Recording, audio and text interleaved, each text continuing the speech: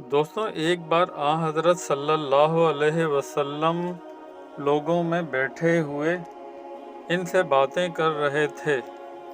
اتنے میں ایک دیہاتی آپ کے پاس آیا اور پوچھنے لگا کہ قیامت کب آئے گی۔ آپ صلی اللہ علیہ وسلم اپنی گفتگو میں مصروف رہے۔ بعض لوگ جو مجلس میں تھے کہنے لگے، آپ صلی اللہ علیہ وسلم نے دیہاتی کی بات سنی لیکن پسند نہیں کی، اور بعض کہنے لگے کہ نہیں، بلکہ آپ نے اس کی بات سنی ہی نہیں۔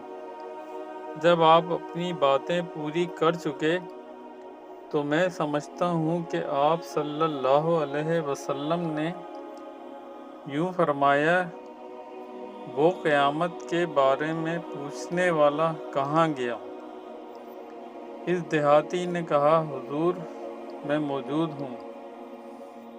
آپ صلی اللہ علیہ وسلم نے فرمایا کہ جب امانت ایمانداری دنیا سے اٹھ جائے تو قیامت ہونے کا انتظار کر۔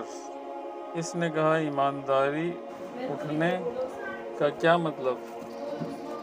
آپ صلی اللہ علیہ وسلم نے فرمایا کہ جب حکومت کے کاروبار نالائق لوگوں کو سونپ دیے جائیں تو قیامت کا انتظار کر۔ دوستوں، پوسٹ پسند آئی ہو تو لائک، شیئر اور سبسکرائب ضرور کیجیے گا۔ جزاک اللہ۔